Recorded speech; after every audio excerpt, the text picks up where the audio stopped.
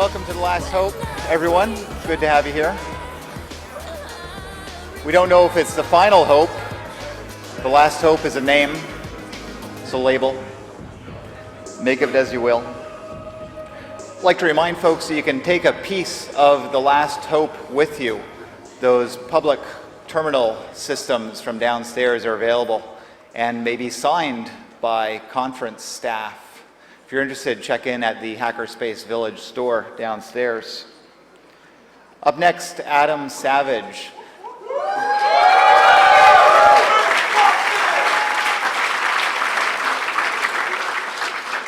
So you've heard of him. Adam's one of the two original Mythbusters. He's on Discovery Channel, has a varied and fascinating background that's in the conference program. He also teaches courses in model design. Here he is.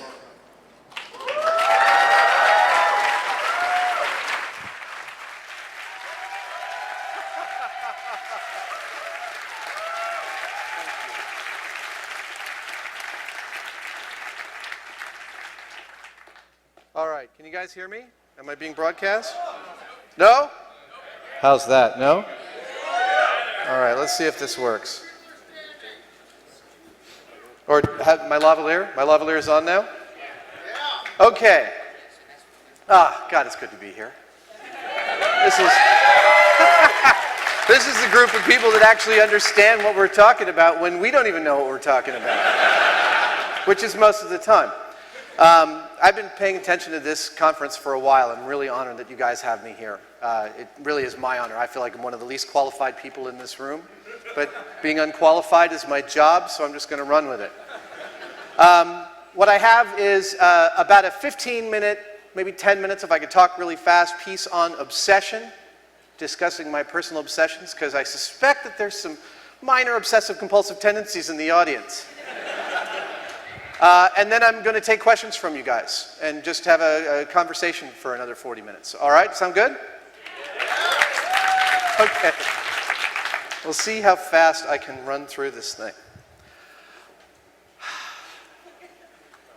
About 4 years ago, the New Yorker did a piece on a cache of Dodo skeletons found on the island of Mauritius. Now, Mauritius is a small island off the west coast of Madagascar in the Indian Ocean where the dodo bird was found, discovered, and eventually extinguished by human inhabitation or rats or whatever your prevailing theory is. Now, this article was about how archaeologists were very excited to find this cache of skeletons because it meant that they might actually be able to assemble a full dodo skeleton for the first time.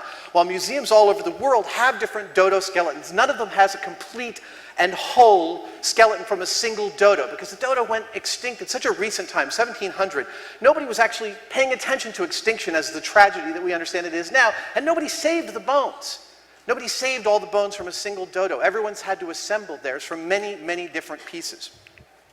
Now, this appeals to me. I have a particular obsession with things of a peculiar type of rarity. Things that there's only one of in the world, or maybe no one even knows where the one in the world is.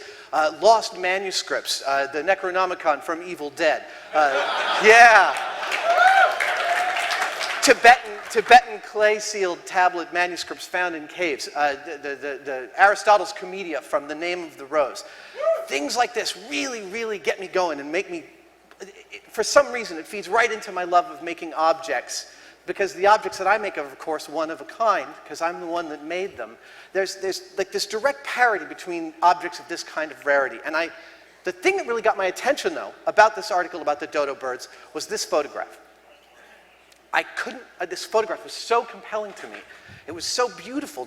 There was so much personality in this skeleton. I could see that this isn't fossilized, that it's real bone. I could see the wire that the conservator used to assemble the skull there around the beak. There was so much story in this piece. And it got to me that I wanted one. Now, I have a little more money now than I used to. And I began looking around on the web. This is actually the dodo skeleton on the island of Mauritius in their tourism museum. It's my favorite. And I began downloading pictures of dodo skeletons from all over the web, museums all over the world. And I wanted to see if anyone sold a replica of one. I figured it was a long shot. I did find this couple that makes them for museums.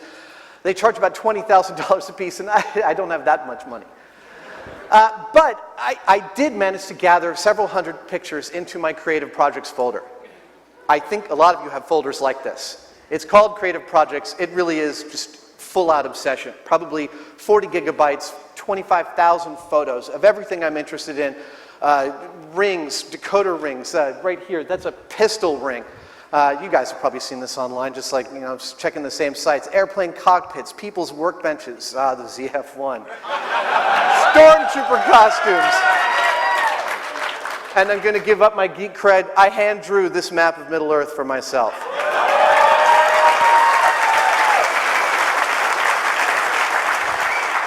So one day I'm at the art store, and I'm maybe about a month after I saw the Dodo article. It might have been a year. But I'm at the art store, and I'm buying some Super Sculpey and some stuff for my kids. We're going to have a craft day at home. We're going to sit around the kitchen table and build shit.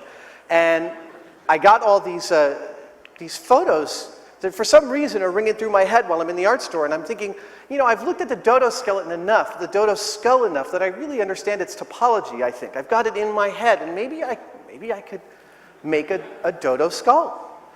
The thing you should understand about me, though, is that I'm not a sculptor. I have never been a traditional soft sculptor. In special effects, I was what you call hard-edge model maker. I could make towers like this all day long.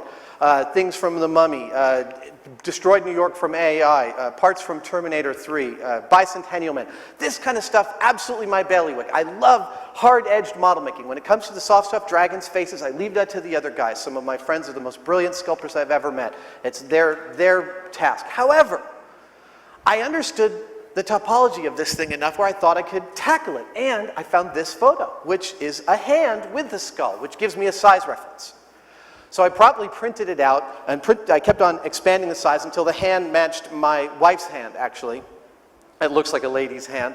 And then I had a size reference for the skull, and I began to gather all the rest of the photos I had, print them up to an accurate scale. And after about an hour or two, I had a reasonable facsimile of a Dodo skull. I wish I could show it to you. The problem is even though it occurred to me at the moment to take pictures of the process of my first, quote, sculpture, for some reason I was lazy and I did not take pictures. However, after about an hour, I had this Dodo skull, and the armature wire I had going around to the back of it to hold the skull up actually turned out to be perfectly placed for a vertebrae. And because skeletons is another thing that I've been obsessed with over the years, I have several dozen in my collection, and if I'm in the woods and I find some vertebrae, I'm taking them home. I understood vertebrae enough to actually to know their how they work mechanically, the different parts ride upon each other, and I began to fake myself a Dodo spine.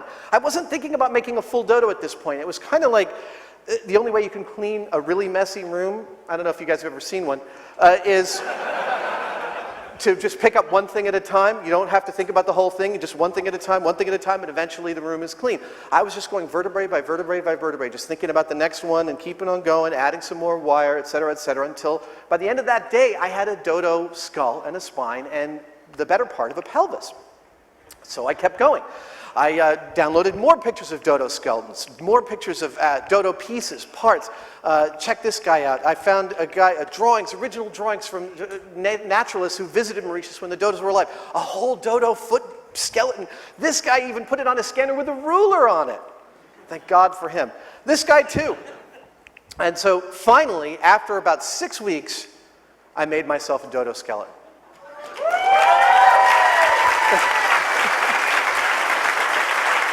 You'll notice, I even went so far as to actually make a museum label, and I had Tap Plastics make me a museum vitrine for it. I don't have the room in my house for it, yet there it is.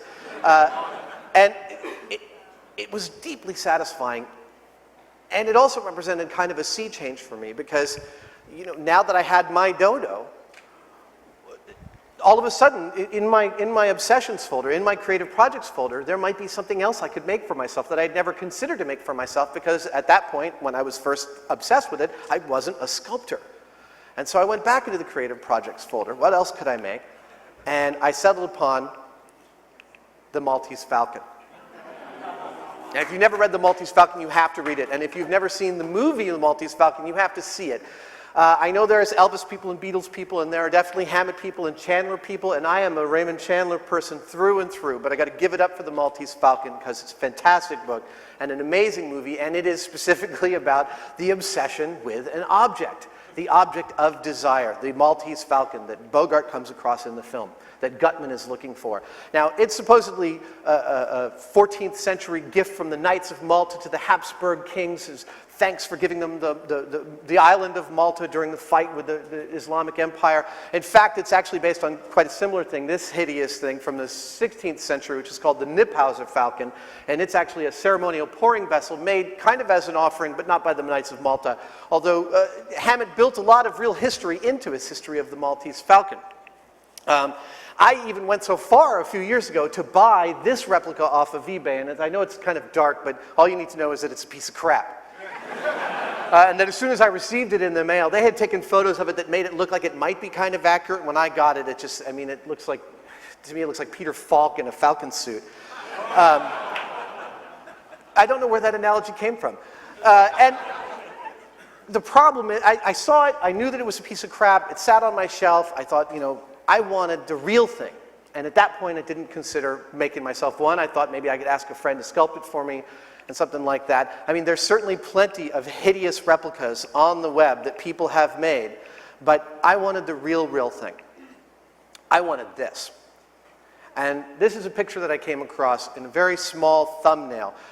It turns out that the original Maltese Falcon, which was made in lead, was given as a, well, where do I begin? You'll remember William Conrad from the Cannon series in the 70s. Well, William Conrad actually has a much longer history with Hollywood. He was kind of a fixer, kind of a cleaner, director, a writer, an actor. He did a lot of work helping the studios finish projects that were unruly, and as a thank you to all his service, Jack Warner gave him the Maltese Falcon, and it sat on his office shelf for about 30 years until he died, and then his wife sold it at Christie's. I managed to track down an antiquarian bookseller, was able to find me the original Christie's auction catalog and get me this picture, which gives a tremendous amount of beautiful detail of the falcon. And this texture, I mean, I'm still mystified by this texture. This bird is cast in lead, then it was painted with black enamel for the movie, and after 40 years of people handling it, for some reason, it's gold.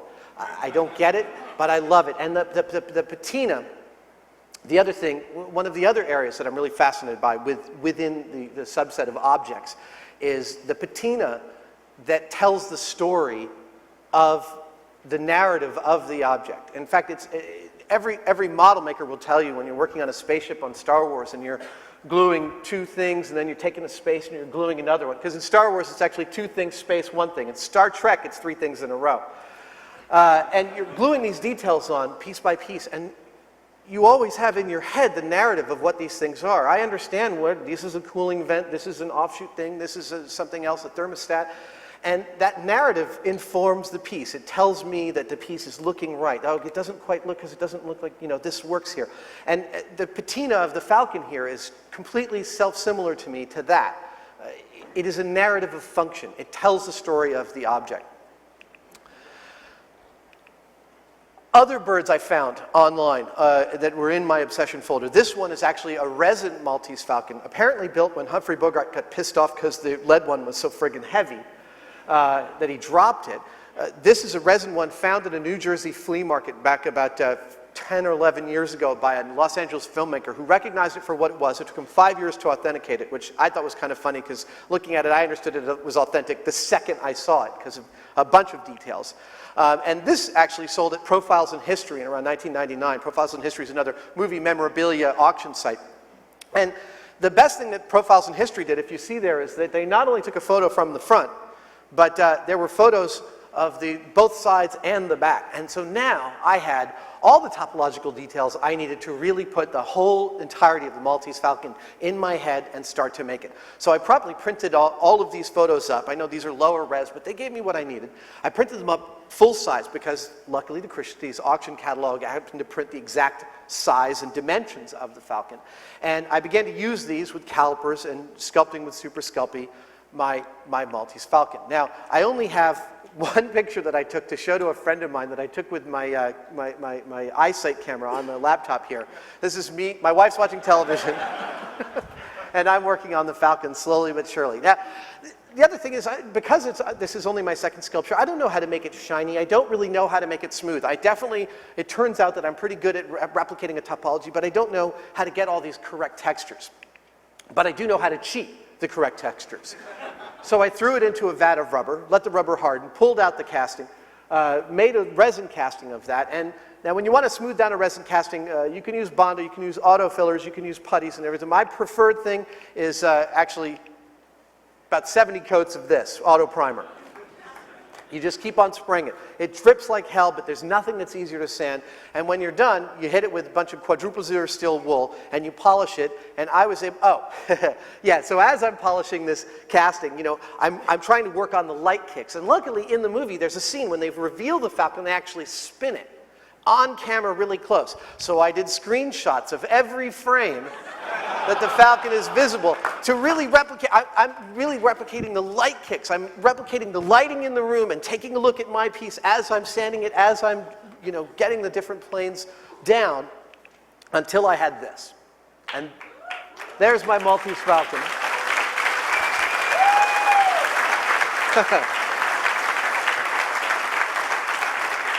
Oh, we're not done by a long shot. I'm obsessive, remember? So here I have this thing, which I now realize from the extensive amount of research that I've done, my Google foo and my arrogance tells me this is the most accurate replica of the Maltese Falcon that anybody has ever made up until now. And I'm pretty satisfied with it. It's got the shine, it's got all the light kicks, it has a lot of moxie, but it's not quite there because it's too light. The real Maltese Falcon weighs 41 pounds. It's lead. I wanted one made out of lead. So I figured, let's start with bronze. I know I want it to be lead. It will eventually be lead. The whole story will end with me having a lead Falcon with that patina. But in the meantime, I wanted to work with something that wasn't poisonous. So I had a wax master cast. We had gates put on it. It turned out, anybody here familiar with the Replica Props Forum? Oh, come on. The Replica Props Forum is a group of really good geeks, of people like me collecting, trading information on, and making their own props from movies that they want. Maps from Middle-earth, Stormtrooper costumes, everything. It's a level of, you wouldn't believe how much detail these guys can go into on Luke's lightsaber from Star Wars. And one of my friends, I have a bunch of friends on the RPF that I've met over the years, actually many that I haven't met, but only via online. We've traded stuff back and forth, and one of them managed a foundry in Northern California, and he did all this work for me, taking my wax master, actually spraying it with the plaster and prepping it, setting it up in his forge, and actually pouring it in bronze. Here's the bronze master just coming out of the mold. Here it is sitting on a scale. You can see it weighs 27.5 pounds, which is close enough. It's actually unbelievably heavy when you go to pick it up.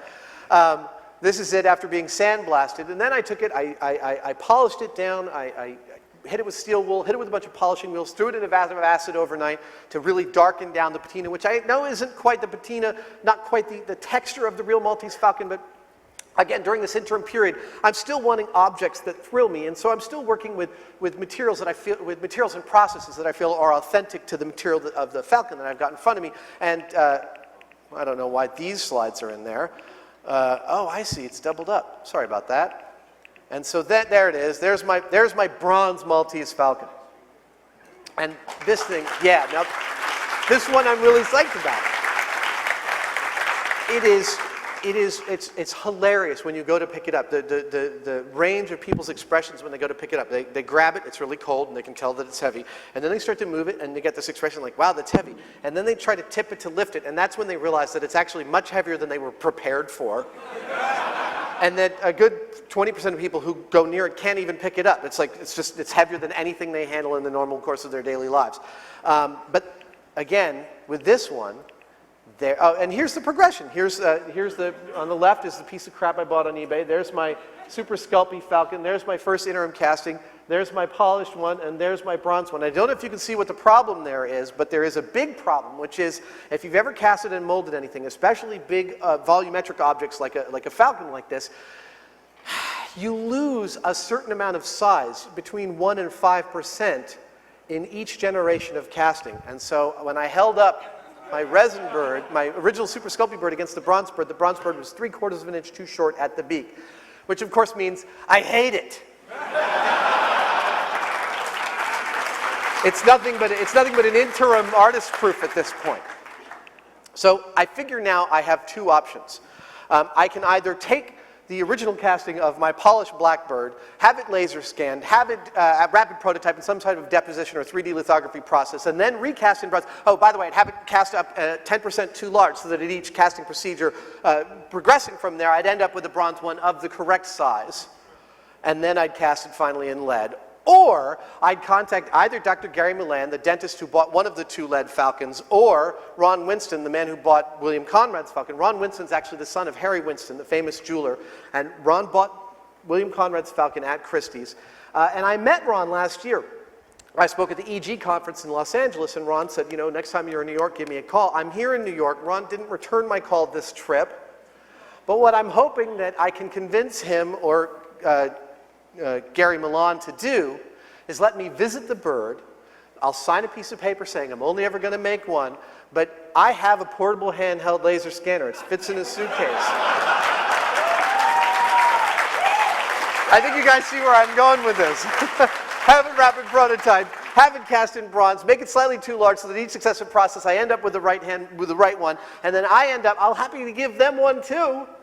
I end up with my Maltese Falcon decked out in lead, and then I can figure out exactly how to do that gold process, that patina. That'll take me another 6 months. Check back with me in a year, and I'll tell you how I'm doing.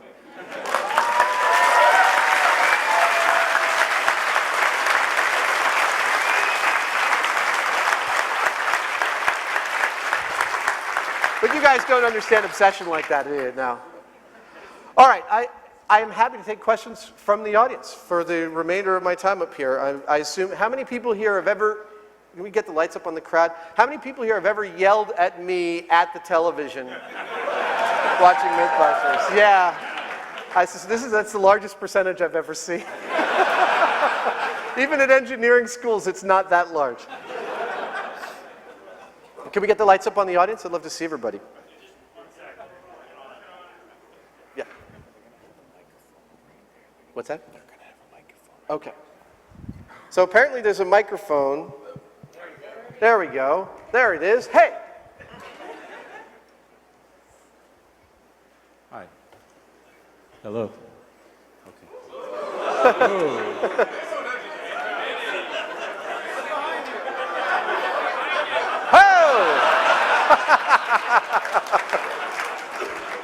Oh, I love technology. Okay, no one here is going to shoot you for talking. Hold on, about I missed it. Start again. No one here is going to shoot you for talking about this. So I've been curious since around 9/11/2001 why you haven't built a scale model of the World Trade Center with all the I-beams and everything, and let's see what actually would happen. Yeah. Nope. Haven't you been curious to know if you just hit it with a plane and there was a fire all the way near the top? Yeah. If the whole thing would fall down? It's on our list. It's been on our list for a long time. And one of the problems is figuring out a scale and a budget to do it in that is possible within the confines of our show. We have to turn around a myth in 7 days. And that's 7 days to, that's 7 days to build a 60-foot suspension bridge, 7 days to train a goldfish. One's easy, one becomes really hard. And especially when you're scaling the engineering problems, like the 60-foot suspension bridge, probably I consider one of our worst moments on the show. Engineering gets really difficult to scale materials, especially to a degree that's actually satisfying to people. And I wouldn't go near that one unless I was convinced we could do it in a way that was actually convincing to, I don't want to practice to the people that are, I don't want to preach to the choir. I'd want to do it in a reasonable scale and a reasonable size. It is on our list. It is something that we've been thinking about. It's right up there with the Dick Cheney shooting.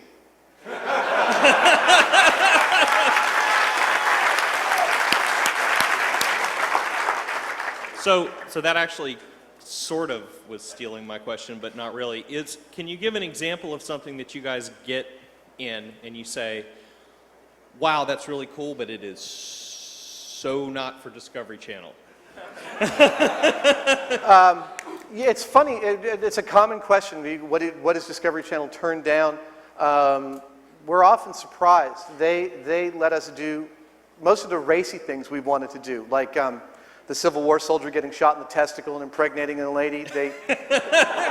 It took a couple of years for us to convince them that we could do that tastefully, but we did. Right now, we're doing an idiom special, and I was able to convince, in the model making industry, you're often working for art directors who are idiots. And I know it's a shocking concept. And when you're working on a model for an art director who's an idiot and the design is terrible, but you've still got to make it look good for the film, we call it turd polishing. And I thought, that's great. Let's do polishing a turd. Is that possible? So we got all the poo in from the San Francisco Zoo just on Friday. The only restriction is that we can't say turd. For some reason, Discovery Standards and Practices requires that we say doo-doo or poo-poo, which is fine. It's funnier. The ones that Discovery ends up turning down that turn out not to be Discovery are the ones which they have a hard time seeing how we could do in an interesting way. I've been wanting to do monster cable versus coat hanger for years, and they think that's really boring.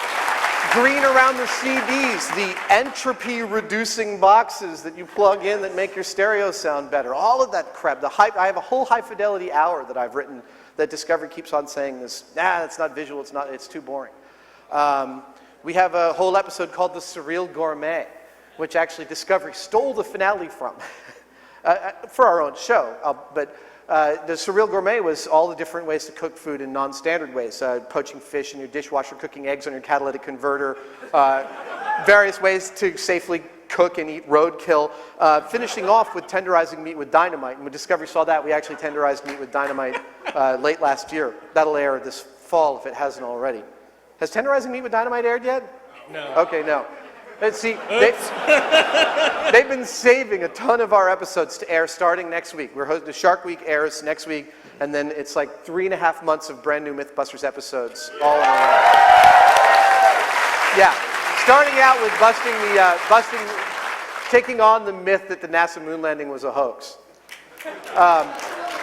Besides the Dick Cheney shooting, which was the only time I was told no, and please don't make that suggestion again. Discovery has stayed away from things to do. We did jumping on a grenade, which, if you saw it, is a terrible, terrible episode because they turned it into a Hollywood movie myth that people jump on grenades.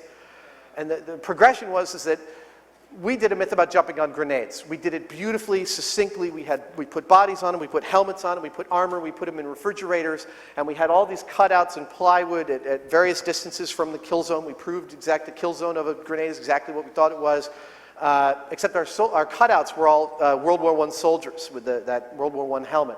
And it was going to air the day after the 2004 election. And Discovery felt that because of the Iraq War, that that would put them in way too politicized a position for us to be talking about soldiers dying. And they said it would be disrespectful to the soldiers, which I thought was the most asinine thing I've ever heard in my life. And we fought bitterly with them. There was actually a lot of really angry emails going back and forth. Jamie's the one that sends the really angry emails to Discovery. I don't know if anyone read Steve Martin's biography, but John Belushi had this great thing that he told Steve Martin when he first showed up at Saturday Night Live. He said, "I only yell at the executives, never the staff."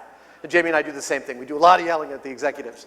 And in the end, they recut it as a Hollywood myth. And what did we get? We got tons of excoriating emails from soldiers saying we disrespected them. And I mean, we forwarded those right off to Discovery and said, you know. Thank you very much.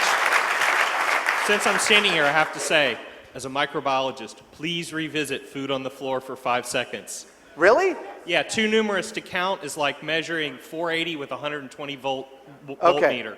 But I don't think we'd come up with any different results. I don't think. Here's the thing. I don't think you would either, but I have a way to test it. Okay. The thing is that we will absolutely revisit when we think we screwed up the results. It's funny. We'll revisit when we screwed up. We won't stand by our results.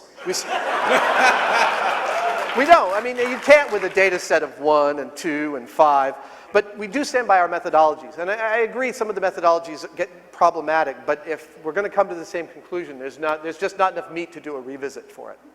Even though I love 5-second rules, are my all-time favorites. My kids now, they drop candy on the floor and I look at them and they're like, okay. Next question. Gotta say first, thank you for making your small models and movies. I have to say, I've always enjoyed watching small models and movies for miniatures because it just looks a lot more realistic to me. CGI, no matter how good it gets, just does not get that realistic grit you get from actual photons hitting an actual object.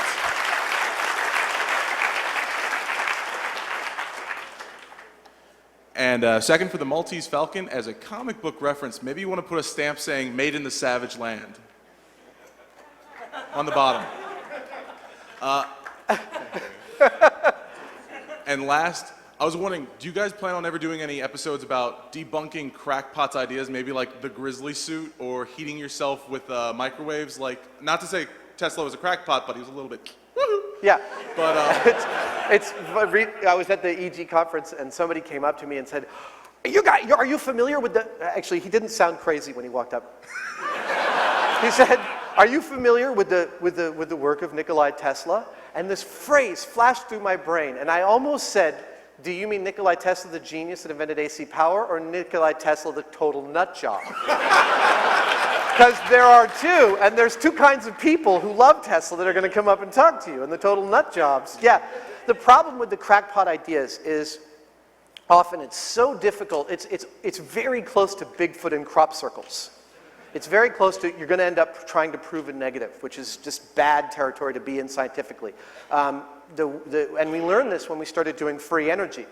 We put our researchers on over unity and came up with a research file that was like 2 feet thick inside of about 3 weeks. And we had no idea where to even begin. And then our producer came up with the great idea of, look, all we can do is start with what people claim is going to work. And we bought kits. We bought kits that people said were going to work, and then we built those. And while I'm not extremely satisfied with what we did on free energy, that's about as close as you can get to that kind of stuff to try and show somebody's guaranteeing you a positive. You can show that it doesn't work because you've done the best faith effort to make it work. With the crackpot stuff, it gets a lot more difficult. okay, thank you very much. Sure. And by the way, with the CG versus models, while I totally agree, do remember that there's a whole bunch of people out there who spent 25 years building models, and you're seeing the results of all their work, whereas the whole CG industry isn't 25 years old yet. And I really do see, because I have a lot of friends at Industrial Light and Magic that moved from models into building virtual models, that the quality of model making that's coming out in the virtual world is increasing rapidly as people get past the learning curve. And I mean, of course, we all know that where the rubber is going to meet the road in the next 10 years, both in CG and in rapid prototyping, is in the interface, is in people's ability to really feel like they're interfacing with the virtual object. And when that gets solved, I think it's actually going to get a lot better. Hi. First about your bronze falcon. I know it's pretty horrible, but I'd be willing to take it away from you so you don't have to look at it. And then also, I'm an industrial design student, do a lot of model making, everything by hand essentially. But I have a lot of friends who are interested in making that transition from industrial design into special effects, and wondering how you suggest getting started in that. I got into special effects in, Jamie Heineman, actually, on Mythbusters, hired me in 2004 to work in commercials. And I worked for him and for a couple toy companies for about 5 years. And I got into Industrial Light and Magic just at the tail end of episode 1. And I have to say, at this point, it's an era whose time has almost passed. It's a real sad thing, but model making, a lot of my friends at, you might not know, Industrial Light and Magic shut down their model shop last year. They sold it to one of the old ILM employees who used to run the model shop, Mark Anderson, and now it's called Kerner Optical. It's a whole bunch of my friends. They have a sweetheart deal with ILM. They've got some great office space. They bought all the tools. They bought the laser cutters and all of that. But it's much more catch-as-catch-can work. And that original place, ILM, which they would give us so much money to build the models and so much time. I had friends that went from ILM down to LA, and in LA they'd say, you got 3 weeks to build this model, and they'd work for it, and after 2 weeks the guys would, oh, that's good enough, we'll shoot that. And they wouldn't get a chance to finish it, because the quality, they didn't want that amount of quality. And so that whole era, it's at Weta Workshop. That's the last place I think it is right now. It's down in New Zealand. Okay. Thank you. Sorry, let me do one more finish to that question. I will say that all the special effects artisans that I worked with, either whether they were in pyro or CG or actual practical model making, were real polymaths. And this is absolutely a word that applies to a crowd like this, because there's the aesthetic that once you learn about one thing, you want to learn about more things. And I know you guys, more than almost any other crowd I've probably ever spoken to, is a group of people who wants to learn a little bit about absolutely fucking everything you can. Yeah. And as a collector of skills and a master of not a single one of them, no one knows the full phrase. Jack of all trades, master of none. The finish of that phrase is, though often better than a master of one. And so, the best special effects technicians that I've ever worked with, they are always the ones who understand the big picture, where their model fits in, how it all goes together. And that will make you... The moment I see someone around me who understands the big picture, even if they don't know how to build stuff, I know that I can teach them anything. Yeah. Two quick things, because I don't want to waste Oh, people's come on time. closer to the mic. I'm hard of hearing. First of all, I just want to say that, once again, it's a very, very great honor for you to be here at Hope, because you're going out there and being so passionate about something, even though you don't know how to do it, that you're willing to learn skills that you don't even know that you had before, and not only getting the final result, but that final result ends up being your own. I think that is the true essence of the hacker spirit. So in my terms, you are the hacker spirit. It's a great honor for you to be here. So Thank you. And my second quick thing is that there was originally supposed to be two people in this line. My best friend Alex, who's probably one of the biggest fans of your show, he couldn't afford to make it, and he's also paralyzed from the waist down, so it would be really hard to wheel him here, and he was really upset that he couldn't come and see this talk, but I'm buying for him later. And I just want to say that if you just say on this talk that his name's Alex Roby, that Alex Roby, you rock, he could die happy. Wait, say his name again slowly. Alex Roby. Alex Rogan? Yep. Alex Rogan? You rock. No, Roby. Wait. Sorry. Alex Roby. Roly. Roby. Roby. Yeah. Okay. Sorry. Alex Roby, you rock. Thank you, sir. That was easy.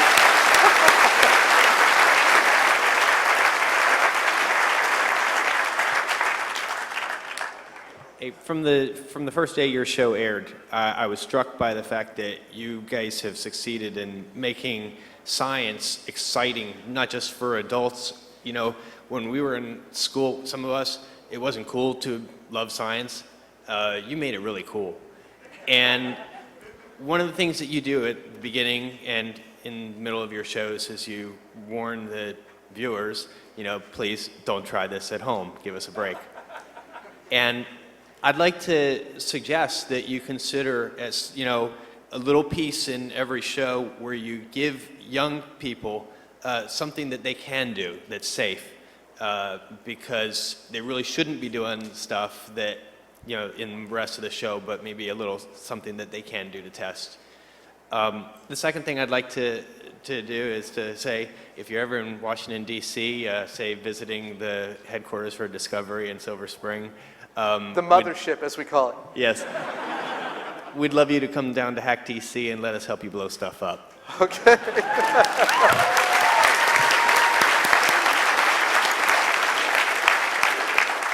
I'll say this about coming up with things that kids can try at home. If we had started out wanting to do a show that inspired kids, we would have never succeeded. The fact is, I think that one of the things that gets people involved is that a lot of what we're doing is dangerous and shouldn't be tried unless there's EMTs standing by and the FBI bomb squad. But there is something that we're, I mean, it almost sounds like a trope to trot out, but it really is true. When I say we stand by our methodology, I really mean that Jamie and I are, ACT, along with Dan Tapstar, executive producer in Australia, and our director, Alice Dallow, the four of us, as a quartet, really shaped the stories from the beginning and all the way through to the end. We really shaped the stories about how the narrative gets told. And that methodology of critical thinking is the thing that we're hoping to imbue. And every step we take, we make sure it fits into the previous step as best we can that tells a story of discovery. Even if we think we understand what's going to happen, we start with the simplest possible explanation and work up to the complex explanation, because that story is something we want to imbue the viewers with. We're tricking people into thinking scientifically by blowing shit up. I mean, and that is, nobody's emailed us to thank us for our groundbreaking work in urban legend research. Nobody cares about that. Really, everyone understands, there's a tacit understanding, if you really think about it, that this is just a scarecrow on which to hang a show about science and about actually exploring. And that's something we take really seriously every time. And when we try and think about it, we get asked a lot about experiments you could do that kids could do. And unfortunately, so many of them are often get really boring, like Mentos and soda. I'm really bored of Mentos and soda. And others nobody will allow you to do in schools anymore. I mean, Mr. Wizard was able to take hydrogen and Pringles and blow shit up in the classroom, and nobody's allowed to do that anymore. So that's actually it's a tall order to fill, and I don't think we'll be trying to fill it anytime soon, because again, we're not trying to appeal to kids. That's just a wonderful, wonderful side benefit that we figure as long as we go along the way we are, that'll keep on happening. Well, on that note, when I was in high school, I did get to light the chalkboard on fire, and that was a lot of fun. What I wanted to say was, ever since I saw the first episode of your show, I've been telling people that my dream job would be to work for Mythbusters. What could I possibly do to make that happen? Yeah. We've never gotten that request before. At this point, the turnover on the crew is extremely small, as you can expect. And if opportunities do come up, they'll usually make a big deal of them, and they'll show up on the Discovery message boards or on the Mythbusters fan club boards, and we'll do some kind of show about that. Besides that, there's nothing I can tell you. Thanks. Hey, Adam. I'm kind of starstruck here. I'm sorry. I enjoy your show. I love. Oh wait, closer to the microphone, please. I'm sorry. I'm kind of starstruck here. I love your show, and I love your motto, and I often use it at the school I work at. So, have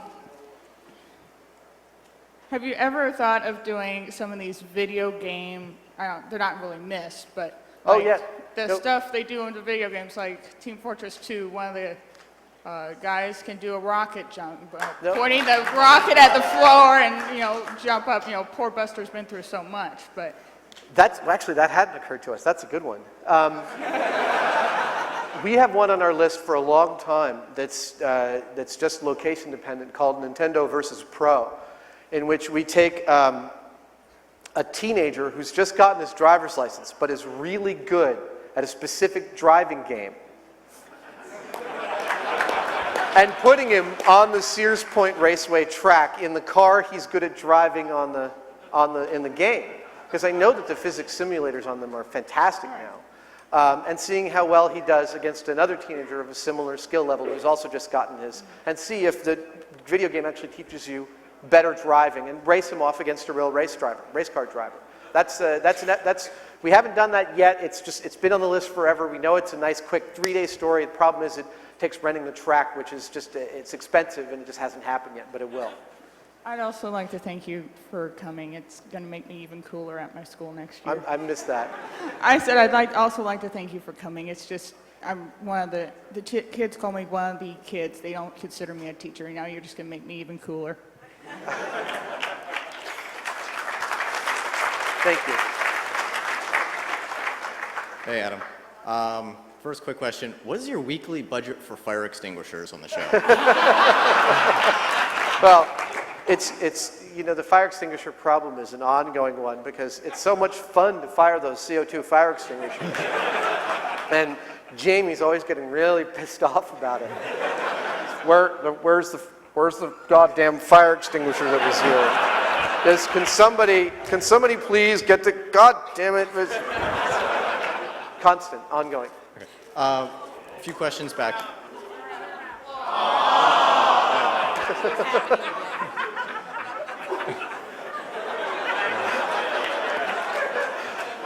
Earlier, you were talking about, nobody's mentioning your groundbreaking work in urban legends and that.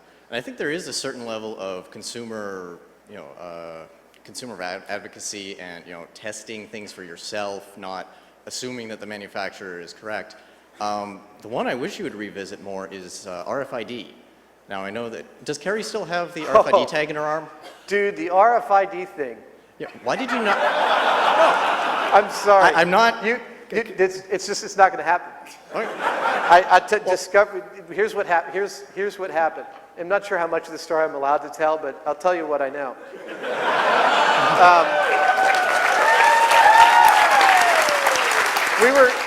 We were going to do RFID, and on several levels, how hackable, how reliable, how trackable, et cetera, et cetera. And one of our researchers called up Texas Instruments, and they arranged a conference call between, I think, Tori and the head producer over there for the other team, Linda Wolkovich, and one of the technicians at Texas Instruments. They were supposed to have a conference call to talk about the technology on like Tuesday at 10 a.m. And Tuesday at 10 a.m., Linda and Tori get on the phone, and Texas Instruments comes on, along with Chief Legal Counsel for American Express, Visa, Discover, and everybody else. I mean, and I got chills just as I described it. They were way, way outgunned, and they absolutely made it really clear to Discovery that they were not going to air this episode talking about how hackable this stuff was, and Discovery backed way down, being a large corporation who depends upon the revenue of the advertisers. And now it's on Discovery's radar. They won't let us go near it. So I'm sorry. No. We are. It's just one of those things. But man, that was a really. Story still gets a little white when he describes that phone conversation. Well, you do have about 3,000 people in the room who aren't under such legal arrangements with producers. So. So nice.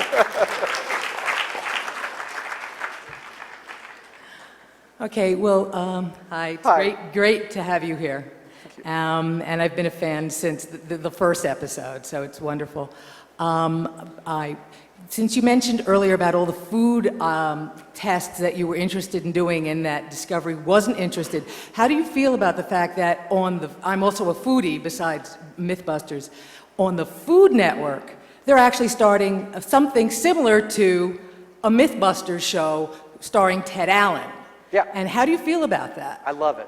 Really? Absolutely, I love it. I mean, of course, it's incumbent upon the other networks, Food Network and True TV, to try and replicate the success of Mythbusters. It's still one of the top-rating shows on cable television right now when it airs new episodes. You've got Smash Labs on Discovery Channel. You've got sports. Yeah, I know. Yeah. You've got Sports Science on ESPN, which is actually pretty good. You've got, there's a time-lapse show on Discovery that's all time-lapse photography. That's all absolutely off of what we've done. We actually were prohibited from doing a finale of an episode recently because Discovery has a whole show based on this, which I can't tell you the idea because they're still in development. But tons of things that we're doing are being pulled out and put together as shows about figuring out the science behind something and taking a close look at it. And as much as I love being at the top of the heap and Mythbusters still riding on the crest of this wave, if there are more shows out there that lend people to do critical thinking and break something down and think about it like that, that's fantastic. I'd be happy to watch us lose to another show that did it better. I know that we don't do it as well as we could every single time, although we try. And I know that a lot of the attempts out there are crappy as hell. But the fact that other people are trying to replicate our success by making science shows is absolutely not a bad thing.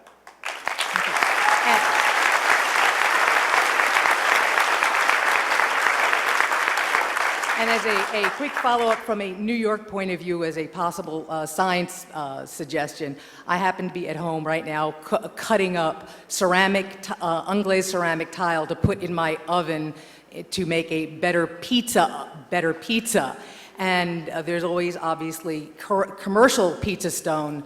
And I was wondering if you ever thought about testing commercial stones versus, this kind of, unglazed, which is better, how to make a better oven, better pizza, and in particular, a Neapolitan pizza from a New York kind of pizza, and getting a better crust. And this is a New York issue, because we're all into having this good thin crust pizza. Because if you nailed it, then you could put original Ray's right on the oven. Yeah, this is a New York thing. And of course, you always have the chance of getting the oven hot enough. You get to blow up or melt down your oven.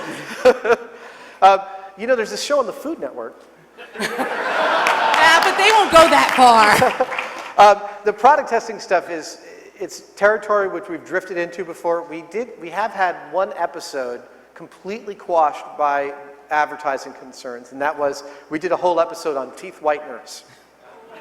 And we proved that they didn't do squat. The commercial ones, not the process. We compared them to the process that your dentist does, which actually does do something.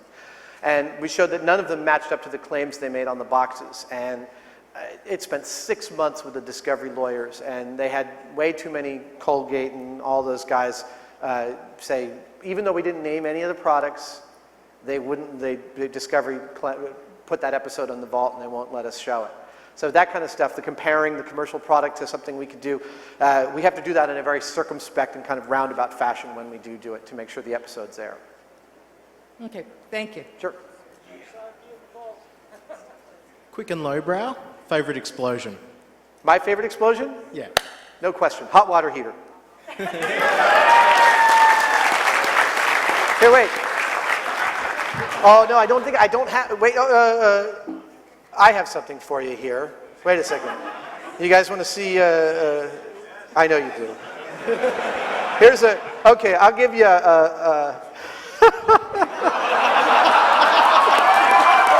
okay. Yeah, so you can see what's some of my, so I haven't seen it yet. There we go. Yes. I feel so exposed. I didn't take off my pants. We recently did sobering up techniques, and although I shouldn't do this, I'm going to show you. We did sobering up techniques, and we finished off with, will smacking you in the face sober you up. You got to see this. This is unbelievable.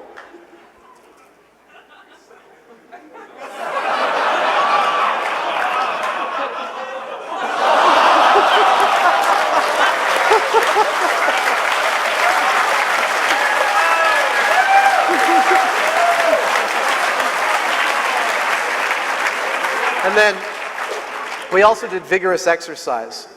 And so here's Jamie timing me running on a treadmill. Our second cameraman, Scott Sorensen, is a friggin' genius with a high-speed camera.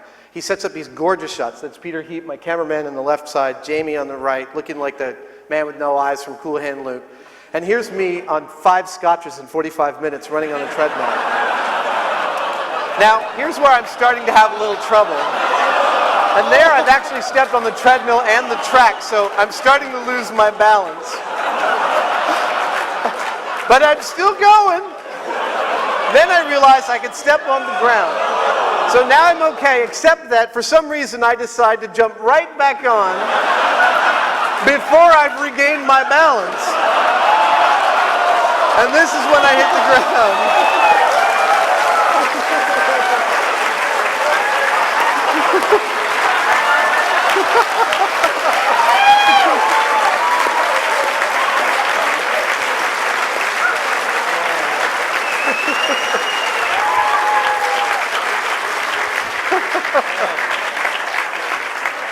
There you go. Okay, next question. You said before in your speech that you do actually like to do redactions and all that, retest things and all that. I'm one person that tries to watch as much as I can, but sometimes I can't. The one test that I've seen that always was stuck out of my head was the American Graffiti blowing the rear axle out. Yeah. Has there been a redo of that, No. or And are we you totally planning screwed on that it? one up. I know we did. We didn't use the correct car. The correct car, at that point, that was the very first season. So our budgets were really low. That cop car cost us, I think, $3,000, and that was a freaking deal. And the classic car that was that police car, I can't remember what it was exactly now, but I know that we didn't have the right one, and this rear axle. We tried to get one that was close, but at that point we were on such a shoestring. We only had 2 researchers. We totally messed it up. Yeah, we might end up doing it again someday. It hasn't been on the list, but now it is. Thank you. Sure. Yes, I know you get a lot of emails complaining about the way you do things, but do you ever get emails from scientists or engineers saying, I saw your show, I've been working on this, let's get together for a patent, journal entry, something like that? Anything gone on further? Yeah, actually, that's the vast majority of the feedback that we get is, and even if I don't read the discovery boards, because I just don't want to put myself up for that kind of abuse. Same reason I don't read the /dot comments. But whenever somebody excoriates us for screwing something up and not knowing what we're doing, the people that rally to our defense are the working scientists. And at this point, Jamie and I have been consulted and congratulated by everybody, Sandia Labs, Oak Ridge, Lawrence Livermore, NASA. I mean, from every FBI, everywhere you can imagine, scientists have come out of the woodwork and not only asked us how we did certain things. I mean, one of the very first, my first favorite explosion was explosive decompression. We fired the bullet through the fuselage of an airplane and blew it up. No, we didn't blow it up, but then later on we blew it up to show that firing bullets through the fuselage won't do squat. And we immediately, after that episode aired, we got a call from one of the head scientists at the Oak Ridge Ballistic Labs, the U.S. government's ballistic testing facility, and he said, not only have we been trying to do that experiment for 10 years, we've been trying to raise the money to perform that experiment because nobody knew how that was going to turn out. But you guys did exactly what we had outlined. You got exactly the results we were imagining that we would get, and can we borrow your footage to use? And those are some of my favorite episodes, the ones where we got the science exactly right. Have there been any products or practices out there that you're aware of that came as a result of your show then? Are there any products or scientific practices that came around as a result of one of your shows? I have no idea. I know that every time I'm in the airport, air marshals seek me out to tell me that their wives now feel safer to fly. Knowing their husbands are traveling with a pistol on their belt, they feel safe because they know the pistol won't do anything. But I don't know. That's a good question. I think that about wraps it up for me. I'm sorry, you 4 guys who've been waiting.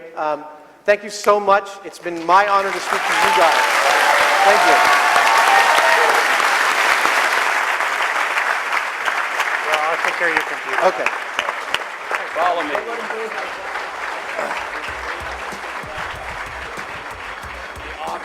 The obvious.